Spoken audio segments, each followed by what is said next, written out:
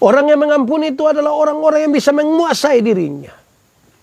Karena itu siapa yang tidak mengampuni, sesungguhnya dia adalah orang yang tidak mampu menguasai dirinya.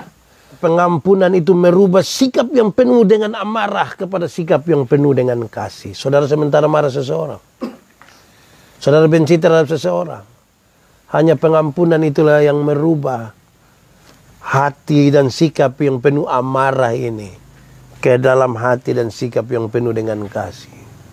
Saudara-saudara, pengampunan dan pendamaian itu jalan bersama-sama.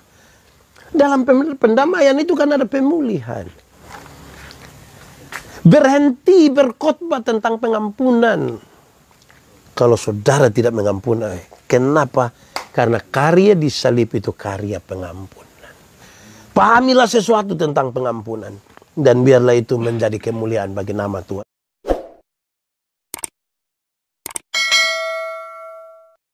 Mari kita berdoa. Ya Tuhan Allah kami yang hidup, terima kasih. Malam penuh berkat. Kami ada bersama-sama dengan sukacita. Semua teman yang ada di seluruh Indonesia. Semua teman yang ada dari berbagai-bagai negara yang mengambil bagian. Kami mohon supaya Tuhan melawat dan memberkati kami. Kalau Roh Kudus-Mu mengatakan sesuatu dan ingin kami lakukan, biar kami dimampukan oleh kekuatan Roh Kudus-Mu. Di malam hari ini sekali lagi kami akan berbicara di sekitar pengampunan. Tuhan tolong kami, karena mengucapkannya gampang, tapi kami sulit untuk melakukannya. Hanya Roh Kudus-Mu yang mampu menolong kami untuk melakukannya, bahkan hidup di dalam pengampunan. Terima kasih Tuhan. Terpujilah nama-Mu. Kami rindu pada firman-Mu Tuhan. Berfirmanlah bagi kami di dalam nama Yesus, firman yang hidup itu kami berdoa. Amin. Kembali saya akan berbicara tentang pengampunan dari bahan yang sama. Ada banyak sekali teman-teman yang meminta saya untuk berbicara kembali di sekitar pengampunan. Saya tidak tahu soal apa. Tapi yang pasti bahwa kita tiap-tiap hari mengalami hal yang membuat kita tidak aman, mungkin membuat kita marah, mungkin membuat kita tidak bahagia oleh karena orang lain, atau mungkin orang-orang yang kita rasa mestinya kita dikasihi. Ada sejumlah teman yang bermasalah dengan orang tuanya. Ada sejumlah orang tua yang lagi bermasalah dengan anak-anaknya, dan mereka minta supaya ini disampaikan kembali. Bukan untuk menuding, tapi untuk kita belajar bersama, supaya dalam kekuatan Roh Kudus kita dimampukan untuk melakukannya kembali. Ada banyak orang yang sementara ada dalam berbagai-bagai hal yang membuat hati tidak aman. Saya mau ajak kita merenungkan kembali hal-hal di sekitar pengampunan. Injil Matius pasal 6 ayat yang ke-12. Ini bagian dari doa yang Tuhan Yesus ajarkan bagi murid-muridnya. Dan ampunilah kami akan kesalahan kami, seperti kami juga mengampuni orang yang bersalah kepada kami. Saya ulangi. Dan ampunilah kami akan kesalahan kami, seperti kami juga mengampuni orang yang bersalah kepada kami. Demikian firman Tuhan. Berbahagia setiap orang yang mendengar firman, memelihara dan melakukan dalam hidup setiap hari. Shalom. Yang ada di sini, shalom. Telah mencatat dengan baik sejumlah hal. Karena itu permintaan supaya dicatat dan kemudian itu bisa menjadi bagian yang bisa diteruskan. Dahsyatnya pengampunan. Pengampunan itu sesuatu yang sangat dahsyat. Kenapa saudara-saudara? Apa sih yang paling dasar dari sebuah pengampunan? Apa sih lebihnya dari sebuah pengampunan? Sampai kemudian dikatakan bahwa pengampunan itu dahsyat. Kenapa? Karena pengampunan itu menjaga sebuah keutuhan relasi antara manusia dengan Tuhan, dan relasi antara manusia dengan manusia. Itu yang dahsyat. Orang kalau tidak mampu mengampuni, dia merusak relasi dirinya dengan Tuhan, relasinya di antara sesama manusia. Jadi kalau saudara dan saya bisa mengampuni, kita sementara merawat relasi yang baik, sebuah keutuhan relasi. Orang yang mengampuni itu adalah orang-orang yang bisa menguasai dirinya. Karena itu siapa yang tidak mengampuni, Sesungguhnya dia adalah orang yang tidak mampu menguasai dirinya. Kenapa? Karena ada hal di dalam dirinya yang begitu menguasai dia. Emosi sangat kuat menguasai dirinya. Itu yang dahsyat. Jadi pengampunan itu kemudian mengajarkan orang bagaimana dia bisa menguasai diri. Sebab apa saudara-saudara? Betapa sulitnya kita menguasai diri kita. Banyak sekali kan kita mengikuti kemauan diri. Apa yang diri inginkan itu yang kita mau. Tapi pengampunan mengajarkan kita tentang menguasai diri. Dahsyatnya pengampunan itu terjadi karena pengampunan itu merubah sikap yang penuh dengan amarah kepada sikap yang penuh dengan kasih. Saudara sementara marah seseorang, saudara benci terhadap seseorang, hanya pengampunan itulah yang merubah hati dan sikap yang penuh amarah ini ke dalam hati dan sikap yang penuh dengan kasih. Saudara-saudara, sebagaimana saya pernah sampaikan kepada saudara-saudara, bahwa doa yang Tuhan Yesus ajarkan ini adalah sebuah permohonan yang luar biasa. Saya ingin mengucapkannya kembali. Ampunilah kami akan kesalahan kami, seperti kami juga mengampuni orang yang bersalah kepada kami. Ini terlalu luar biasa. Karena permintaan ini kalau kita bahasakan kembali kira-kira dia bilang begini. Tuhan, ampuni saya seimbang dengan saya mengampuni orang yang telah bersalah kepada saya. Jadi kalau saya tidak mengampuni, sesungguhnya saya sementara meminta kepada Tuhan, Tuhan jangan ampuni saya, karena saya belum ampuni dia. Berarti kita punya diri ini serius mestinya ada dalam pengampunan. Kenapa? Karena kita semua ini rindu diampuni. Siapakah di antara kita yang tidak mau diampuni? Semua di antara kita mau diampuni. Tetapi kenapa hati kita terlalu berat untuk mengampuni seseorang? Padahal sesungguhnya dosa kita di hadapan Allah mungkin terlalu besar dan Tuhan sudah mengampuni kita. Tetapi untuk menerima kembali sebuah kesalahan dari seseorang, dari orang-orang yang ada di sekitar kita, mungkin kita rasa terlalu susah. Ampuni saya, seimbang dengan saya ampuni dia. Artinya, kalau saya tidak mengampuni dia, saya tidak mendapat hak untuk diampuni oleh Tuhan. Kalau saya mengampuni dia 2 kali hari ini, maka saya mendapat hak dari Tuhan untuk diampuni 2 kali. Ini hal yang terlalu berat, saudara-saudara. Tapi tidak apa-apa, beberapa catatan ini akan menolong kita karena kita tahu yang tidak mungkin bagi manusia itu adalah mungkin bagi Allah. Kenapa saudara-saudara? Pengampunan itu berjalan bersama-sama dengan pendamaian. Saya ulangi, banyak orang itu tidak mengampuni. Banyak orang itu hanya sekedar berusaha untuk melupakan masalah. Mereka tinggal satu rumah. Mereka punya hubungan saudara. Mereka punya hubungan darah. Mereka merasa tidak ada masalah. Padahal yang satu sakit hati terhadap yang lain. Ada anak sakit hati kepada orang tuanya. Ada orang tua sakit hati kepada anaknya. Ada kakak marah terhadap adik-adiknya. Ada adik marah terhadap kakaknya. Satu persatu kita kebencian penuh, kepahitan penuh di dalam hati kita. Kita berusaha untuk melupakan. Padahal pengampunan itu bukan untuk melupakan masalah. Pengampunan itu sekali lagi bukan untuk melupakan masalah. Kenapa? Makin sakit hati makin tidak bisa dilupakan. Toh. Pengampunan itu adalah upaya membebaskan diri. Bebaskan diri. Menyambut dia. Menyambut dia pun kesalahan. Sambil kita siap hati. Besok dia bikin kesalahan baru. Karena tiap hari kita ketemu dengan orang lain. Hanya pengampunan yang bisa membuat kita seperti itu. Sekali lagi saya ingin katakan, pengampunan dan pendamaian itu jalan bersama-sama. Ada orang mau mengampuni, tapi tidak berdamai, tidak mau berdamai.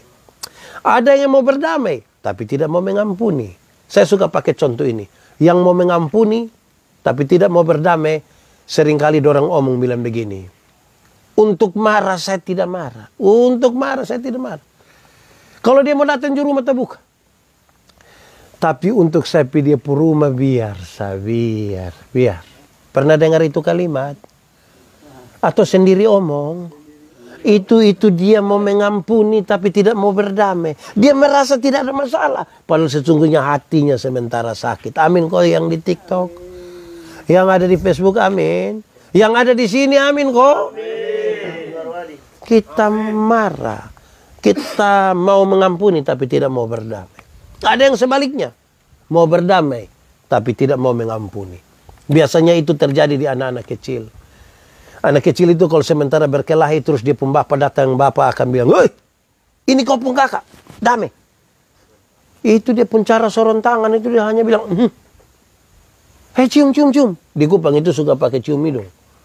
Cium sabu namanya. Cium. Itu dia cium tapi sama kayak loder. Itu dia begitu. Dia mau berdamai tapi tidak mau mengampuni. Saudara-saudara, pengampunan dan pendamaian itu jalan bersama-sama. Dalam pendamaian itu kan ada pemulihan. Saya mencatat sejumlah hal untuk pengampunan. Saya berharap saudara bisa mencatat sebagaimana permintaan saudara. Catat baik-baik dan kemudian pakai dalam hidup kita. Pahamilah sesuatu tentang pengampunan. Dan biarlah itu menjadi kemuliaan bagi nama Tuhan. Yang pertama saudara. Kalau orang mengampuni, dia sementara belajar menerima orang lain yang bersalah kepadanya. Yang telah menyakitinya. Dia berusaha membuka diri untuk menyambutnya. Jadi orang mau mengampuni, itu dia belajar menerima orang yang bersalah. Menerima orang yang tidak bersalah itu kan gampang. Tapi sekarang bagaimana kita belajar untuk menerima orang yang bersalah, bahkan bersalah kepada kita. Betapa susah itu. Padahal kalau untuk menerima saja susah, bagaimana kita berbuat baik kepadanya. Padahal catatan Alkitab, kasihilah musuhmu. Yang bukan musuh kita mau kasih susah. Apalagi yang musuh. Wih, saya kira tanpa masalah itu. Sekarang bagi mereka yang mau mengampuni, dia sementara membuka dirinya, menyambut orang yang bersalah kepadanya. Dia berusaha begitu rupa untuk menguasai dirinya dari amarah, emosi, ketidakpuasan. Apa yang terjadi di sini? Kedewasaan. Hanya orang dewasa yang bisa melakukan itu. Dewasa secara iman. Anda tidak perlu aksesoris keagamaan yang banyak. Anda tidak perlu jalan sambil bilang haleluya, puji Tuhan, amin. Itu barang semua penting. Tapi yang lebih penting sekarang di sini adalah apa yang Tuhan mau. Karena mengampuni itu adalah perintah, kita melakukannya. Dan itu menunjukkan kedewasaan kita. Menguasai diri, menyambut yang bersalah kepada kita. Itu bagian pertama dulu. Yang kedua, saudara-saudara, orang yang mengampuni itu belajar untuk mengerti bahwa seseorang melakukan sesuatu tentu dia punya alasan untuk melakukan itu. Saudara lihat, setelah kita sadar untuk bisa menguasai diri kita terhadap sesuatu yang begitu bergelora dalam hati kita, mengampuni itu selanjutnya mengajar saya dan saudara untuk mengerti dengan baik. Kan kita sudah bisa kendalikan kita punya diri. Kita mengerti sekarang. Kalau ada orang melakukan kesalahan, pasti dia punya alasan. Sebagaimana kalau kita melakukan kesalahan, kita juga akan punya alasan. Amin. Yang di TikTok amin. Toh. Yang di Facebook amin. Yang ada di sini amin. Sebagaimana orang lain itu melakukan kesalahan, pasti ada alasan. Kita pun ketika melakukan kesalahan, pasti ada alasan. Jadi orang yang mengampuni, dia sementara mengerti. Dan karena itu dia akan cari tahu, sesungguhnya alasan itu apa. Supaya kemudian bisa merawat kembali relasi yang mungkin rusak oleh karena hati yang sakit. Hati yang terluka. Biasanya kan orang tua dulu bilang begini, orang kalau sampai mencuri saja, sampai mencuri pun, pasti punya alasan. Kalau dia marah, pasti punya alasan. Nanti alasannya baru sebentar kita pilih-pilih. Ada yang mungkin karena bodoh. Ada yang mungkin karena sengaja. Ada yang memang karena dia benci terhadap kita dan merindukan kejatuhan kita. Tapi minimal mereka yang dewasa iman itu tahu bahwa setiap orang ketika melakukan kesalahan pasti ada alasan. Karena itu alasan itu yang akan menjadi bagian yang kita lihat, kita mengerti, kita kelola, kita urai. Bukan orangnya yang kita urai. Amin kok. Amin. Nah itu. Bayangkan satu orang yang sementara saudara marah. Yang di TikTok ada kok. Orang tua saudara atau anak-anak saudara. Ipar-ipar atau suami saudara atau istri saudara. Kalau saudara marah, mengertilah. Kalau tadi yang bagian pertama sudah bisa kuasai diri, ingat baik-baik. Dia punya kesalahan, pasti dia ada alasan. Alasan itu mungkin saudara sulit terima, tapi ini kan kita lagi belajar mau menyambut orang lain. Dalam sejumlah alasan yang mungkin tidak masuk akal. Yang ketiga saudara lihat, kalau itu dua hal sudah terjadi, kita sementara belajar untuk menerima orang yang menyakiti kita, kita mulai tahu dia punya alasan. Bagian yang ketiga ini menarik. Orang yang mengampuni itu belajar untuk mengasihi bukan saja kepada orang yang memperlakukan dia dengan baik, tetapi sekaligus juga kepada orang yang memperlakukannya dengan tidak baik. Saya kira kita di dunia ini, termasuk saya pendeta, kalau orang memperlakukan saya dengan baik, saya mau. Kita semua mau diperlakukan dengan baik. Tapi bagaimana ketika kita diperlakukan dengan tidak baik? Mau terima ketika kita diperlakukan dengan baik dan dengan tidak baik. Saya yakin banyak dari kita tidak mau terima, termasuk saya. Dan kita sementara belajar malam hari ini. Mengampuni itu belajar sekarang. Untuk mengasihi orang yang bukan saja memperlakukan kita dengan baik, tetapi juga ketika dia memperlakukan kita dengan tidak baik. Kata kuncinya bukan sekarang pada penerimaan saja, tetapi mengasihi. Menerima ini kan kita bisa terima saja. Datang kita terima, masa makanan di dalam makan, anggap serumah sendiri. Tetapi sekarang ada langkah yang lebih lagi sebagai sebuah bentuk kedewasaan, yaitu mengasihi orang yang membenci kita dan melukai kita. Itu saya kira luar biasa itu. Kita ini kan bergelora dan menggebu-gebu. Untuk orang lain pun kesalahan itu kita sepertinya mau bikin kerusuhan saja. Sekarang bagaimana kalau kita yang ada di pihak yang salah? Kan kita pasti merindukan. Sehingga ketika Yesus mengajar kita berdoa, Tuhan ampuni kami seperti kami mengampuni orang yang bersalah kepada kami. Sekarang kita belajar. Karena Tuhan mengampuni orang berdosa itu lebih pada apa yang disebut karena kasih. Sehingga ketika dia mengajarkan saya dan saudara untuk mengampuni, dia mau bahwa pengampunan itu dia punya kelas sudah tambah lagi. Bukan sementara hanya mau menerima yang salah, tapi sekarang kita mau memperlakukannya dengan kasih. Ciri khas dari kekristenan itu kan kasih.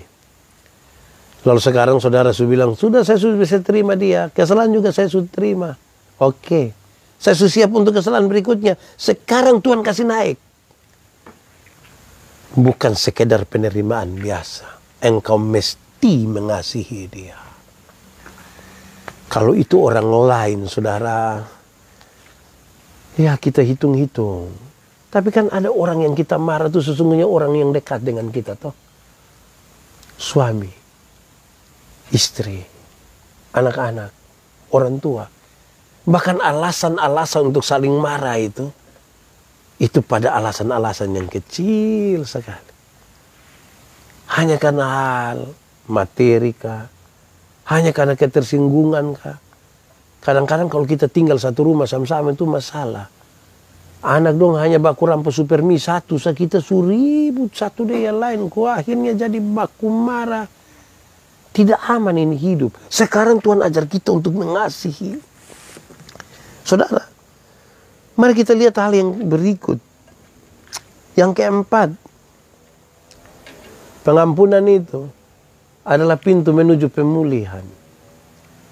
Kan tadi kita bilang paling awal tadi, yang dasar dari pengampunan itu adalah dia menjaga keutuhan, dia memulihkan sesuatu yang rusak.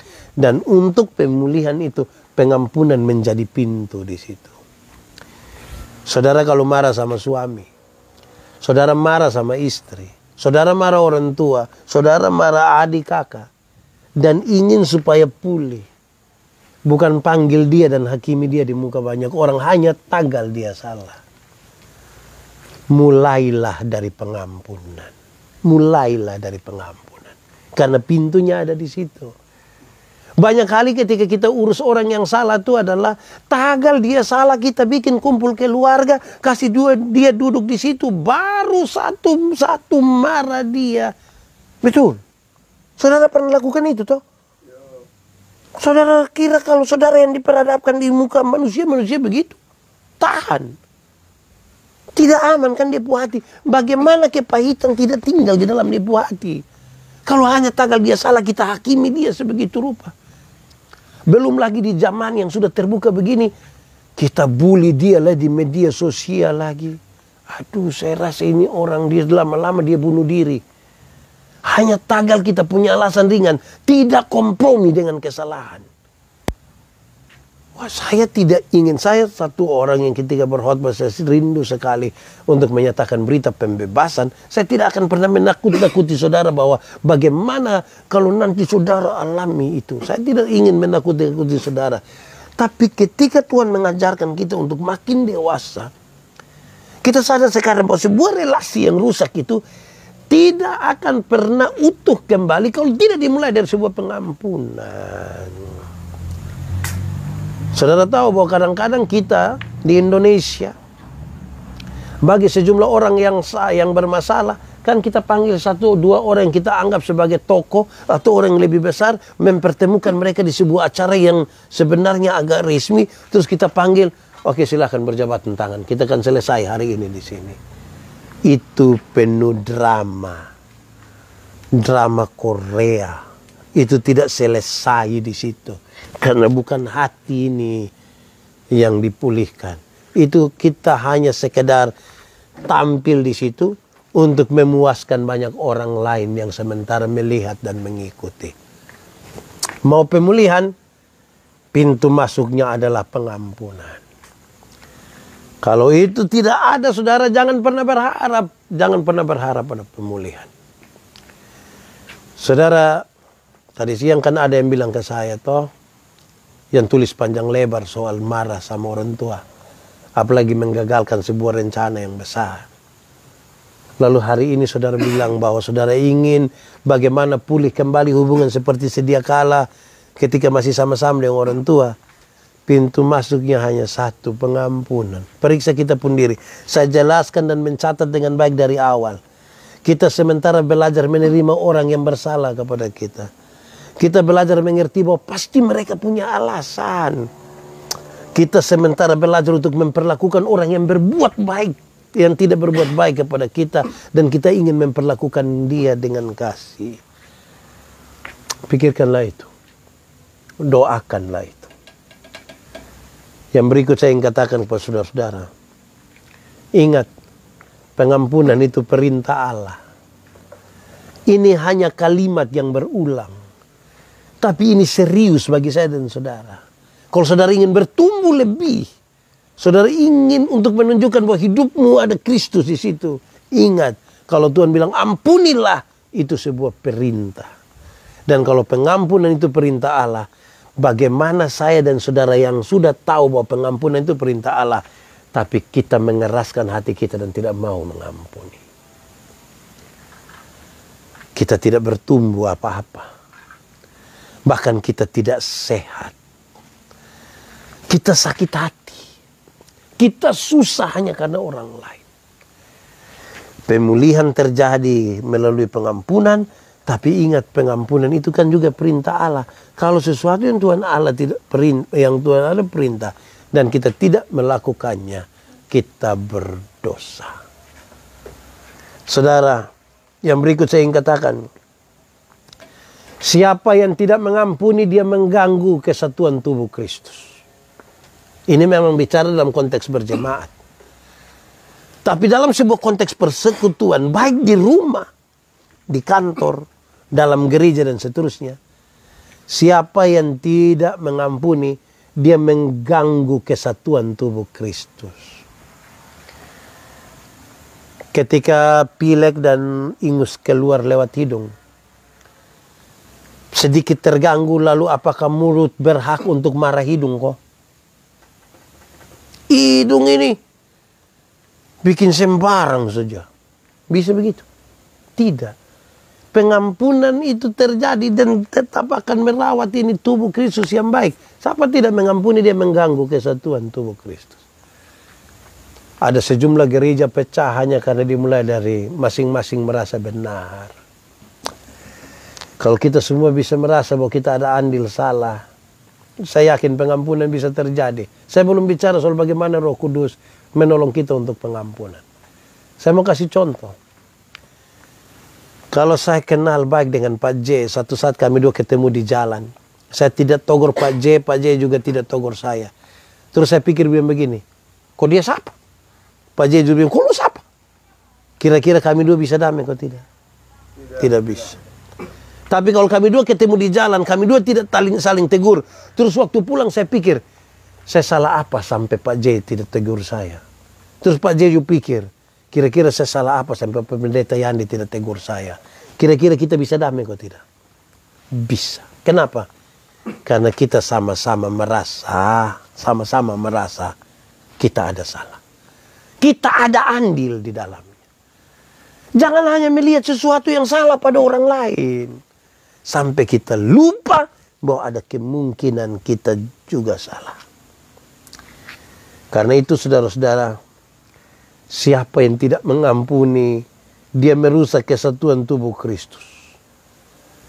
Yang lebih lagi di atas itu adalah, saudara dengar ini. Siapa yang tidak mengampuni, maka sesungguhnya dia tidak memahami karya penyaliban Yesus di kayu salib. Dia tidak paham. Saya ulangi.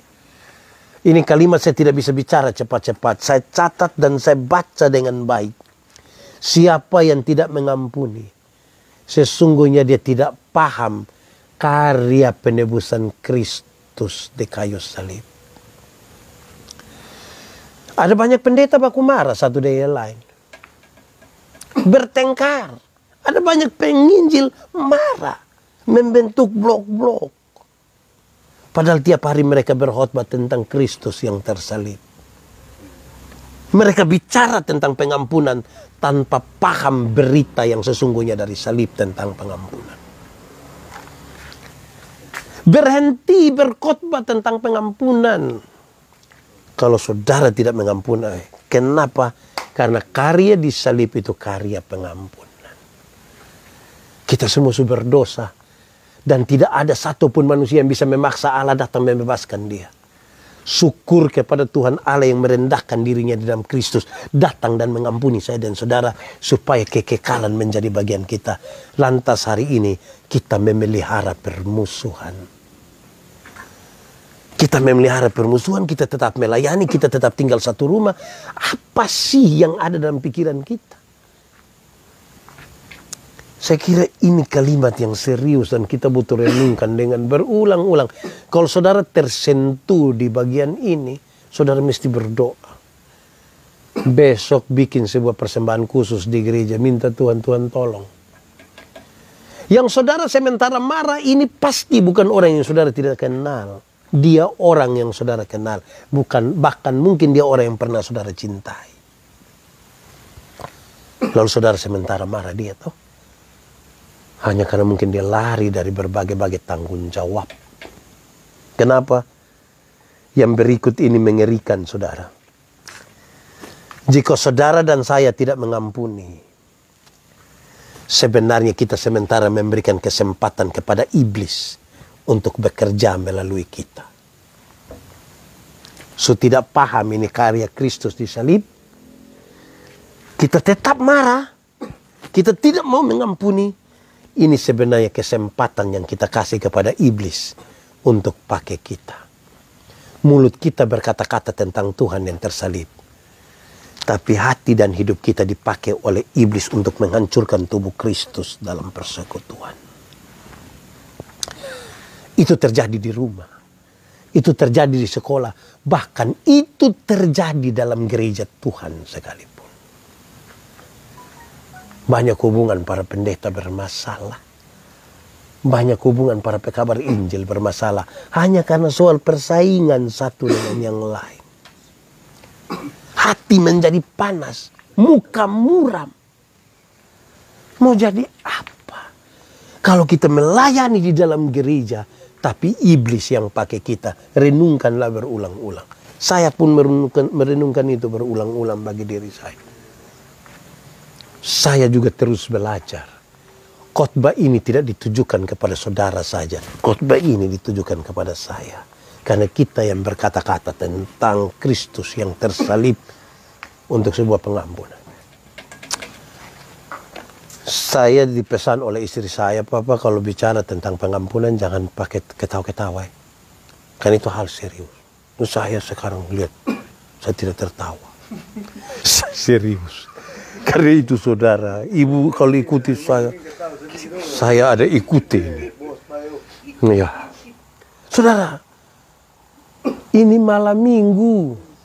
Saudara marah kah? Itu marah itu membuat saudara tambah kaya? Itu marah membuat saudara akan pergi ke Amerika? Itu marah itu akan membuat saudara pergi ke New York? Atau ke Menela Petu? Itu marah membuat saudara gelisah. Itu marah membuat saudara tidak bisa tidur. Itu marah membuat saudara gagal malam minggu. Sepertinya ada badai di malam minggu. Iya.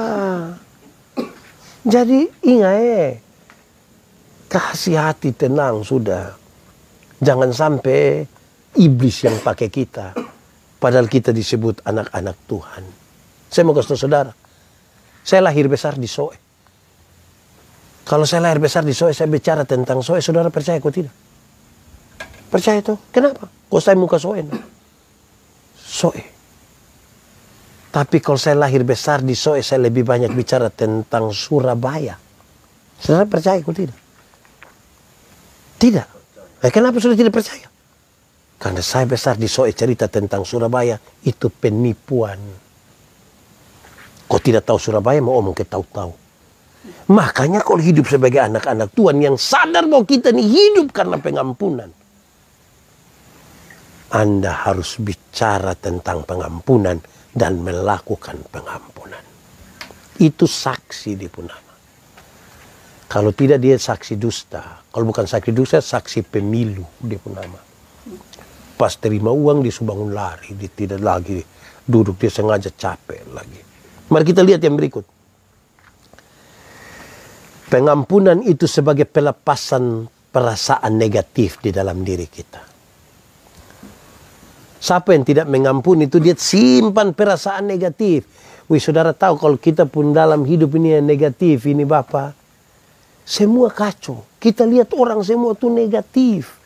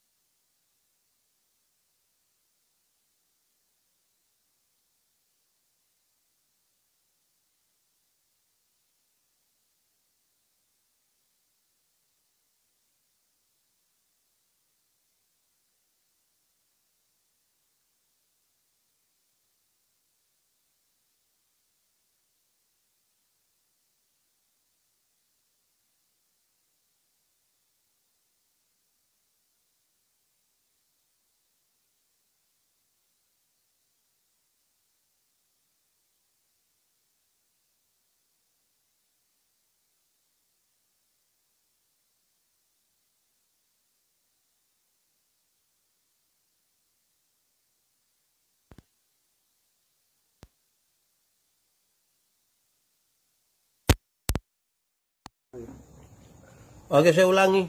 Semoga sudah bisa dengar kembali kok. Tuhan Yesus memberkati. Ada masalah sedikit. Ini baterai habis. Saya hampir-hampir tidak mengampuni ini baterai. Tapi saya sadar bahwa dia benda mati, kok saya bisa marah baterai. Ini hal justru serius, saudara-saudara, karena saya pernah lihat ada satu nyong ini pacaran dengan satu nona, dan dua bertengkar. Yang laki-laki pegang motor, banting itu motor. Sebenarnya dia marah motor atau marah ini nona? Saudara bisa bayangkan.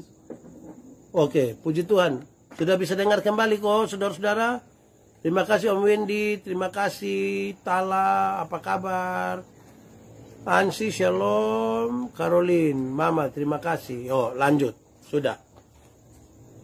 Perasaan negatif di dalam kita itu bisa membuat area di sekitar kita tuh negatif semua. Tadi saya baru kasih contoh. Satu laki-laki, satu perempuan, dorang pacaran, WA untuk ketemu malam minggu. Hanya karena ada sesuatu yang salah sedikit. Yang laki-laki marah, ambil motor, banting. Setelah banting baru dia sadar, ini nona pu mama pu motor. Masih kredit lagi. Mam tua marah toh? Sudah, makanya kalau ada marah, perasaan negatif, jangan banting-banting. Banting diri saja. Nah, saudara lihat. Kalau orang tidak mengampuni perasaan negatif, akan penuh di dalam hidupnya. Berikut. Pengampunan itu membebaskan kita dari hak. Saya pakai tanda petik. Pengampunan itu membebaskan kita dari hak untuk balas dendam terhadap orang lain. Kalau kita tersakiti, apa yang kita buat? Kan kepingin balas dendam, toh? Kadang-kadang separuh mau berdoa, sama dia bilang, saya berdoa biar nanti Tuhan yang balas. Itu juga kepingin balas orang. Kan dia tidak bisa, dia mau serahkan ke Tuhan yang balas kembali. Dia yang marah, dia bawa Tuhan lagi. Jangan begitu. Di sini ada kok yang marah kok serahkan ke Tuhan yang balas. Itu orang ada di sini nggak? Aduh, bisa angkat tangan. Jangan begitu. Siapa yang mengampuni, dia merasa bahwa dia tidak berhak untuk balas dendam. Tapi tidak usah pakai kalimat bilang pembalasan itu hanya pada hak Tuhan. Supaya kita mau tunggu satu pun kejatuhan. Sembarang. Jangan omong-omong begitu. Ini serius ini.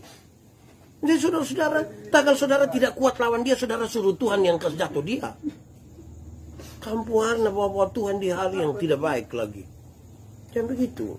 Saudara-saudara, tidak usah balas dendam, tapi bukan untuk kejatuh orang. Berdoalah bagi yang baik untuk orang lain. Berdoalah yang baik untuk orang lain. Yang telah membuat kita sakit hati. Oh, Bapak Pendeta, saya doa yang baik untuk dia. Lalu doa apa? Saya doa Tuhan bawa kembali dia ke rumah Bapak. Itu kan baik tuh untuk dia. Itu juga hati-hati, itu bergerak dari hati yang tidak baik. Sudah dengar kau Wadi? Nah, baik sudah. Jangan marah-marah Valen, kau suruh dia kembali ke sana. Sudah dengar ya semua. Apalagi kalau saudara marah itu suami. Apalagi saudara marah itu istri. Mau suruh dia kembali ke rumah Bapak. Jadi bebaskan kita pu hati. Kok kita nikah ame dan dia pun baik, nikah dan dia pun tidak baik juga toh. Mari kita lihat selanjutnya. Pengampunan itu melepaskan kita dari sikap mau membalas dendam kepada orang lain. Sikap apa ya? Melepaskan kita dari sikap menghakimi orang lain. Menghakimi orang lain. Saya mau tanya dulu, yang ada di sini boleh jawab mewakili yang ada di sana. Kalau saudara dengar khotbah, lebih banyak dengar khotbah tentang menjadi saksi atau menjadi hakim? Saudara lebih banyak dengar menjadi saksi Tuhan atau jadi hakim Tuhan? Menjadi saksi. Tapi yang paling banyak saudara lakukan itu saksi atau hakim? Hakim. Ini sekolah lain, tes di lain, ini begini. Yang dia dengar tiap-tiap hari itu tentang jadilah saksi, jadilah saksi, jadilah saksi.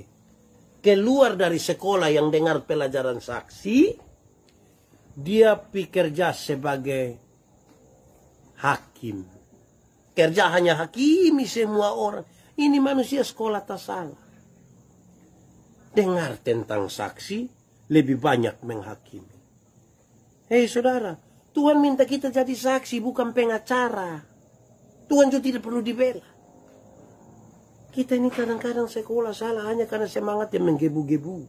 Lama-lama tidak selesai sekolah ini begini.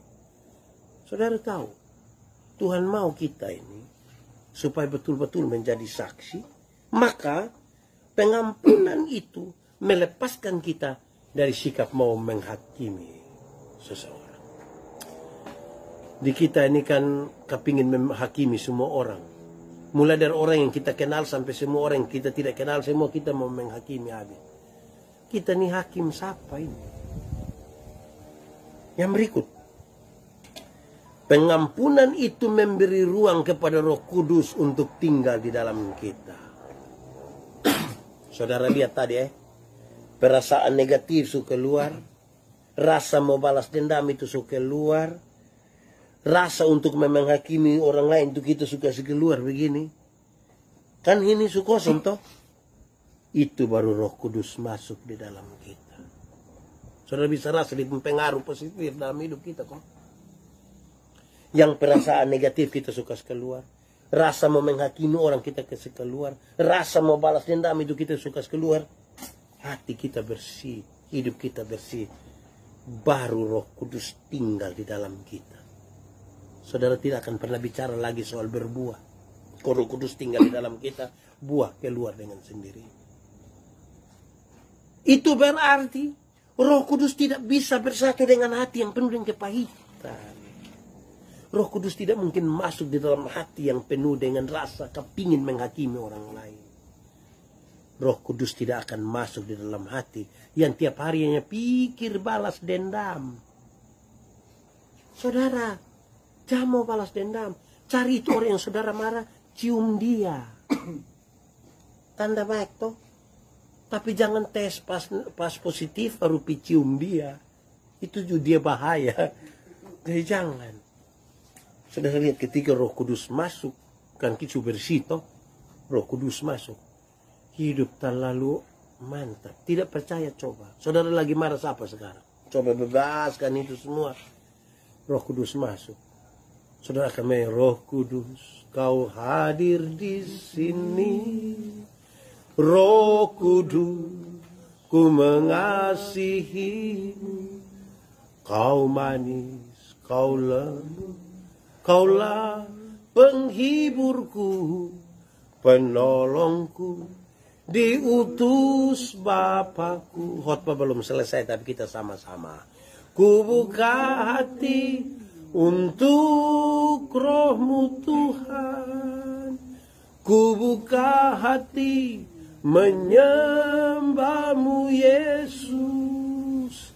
Jamahlah kami, penuhi kami dengan kuasa alam Maha Tinggi. Saudara bilang begini, ku buka hati, tapi kalau hati penuh dengan kepahitan, Roh Kudus mau masuk ke mana? Kalau hati penuh dengan amarah. Mari kita lihat bagian yang terakhir. Saya catat di sini dengan baik. Roh Kudus yang sudah masuk itu, saudara, dalam pengampunan itu membebaskan saya dan saudara dari kemarahan, kebencian, kepahitan kepada orang lain. Benci, dendam, kepahitan, kemarahan hilang dari kita. Hidup aman toh. Tidak tersendat-sendat lagi kita pun hidup toh. Berarti pengampunan itu membuat kita hidup lebih hidup. Coba tanya ibu-ibu. Saudara hadir di satu acara, pergi sampai sana pas jam makan. Oke, mari kita makanlah dan minumlah dan seterusnya. Pas kita pergi lihat makanan su enak-enak, su bagus-bagus, warnanya juga sudah bagus. Kita lihat saja langsung nafsu makan ada. Terus basa-basi kita tanya, makanan kayak enak sekali ya. Siapa yang masak ini? Terus mereka bilang, itu ibu yang engkau tidak suka itu. Itu langsung nafsu makan hilang. Saudara langsung sengaja keluar dan pulang. Hanya karena saudara tidak mampu untuk mengampuni. Saudara-saudara, kalau saudara mengampuni, saudara pu hidup aman. Saya yakin saudara akan tambah berat badan. Dari 50 pi 60. Dari 60 pi 120. Karena saudara akan aman, nyaman, dan itu baik. Antara nyaman dan nyaman di dalam kita pu hidup. Itu baik, no? Saudara-saudara, saya ingin sampaikan kepada kita. Kalau ada amarah dalam hati, saudara kan menginginkan orang lain susah toh. Saudara tidak pernah sadar kalau itu orang mungkin berdoa bagi kebaikan saudara. Roh Kudus sementara menanti kapan saudara buka hati supaya dia masuk di dalam hati saudara.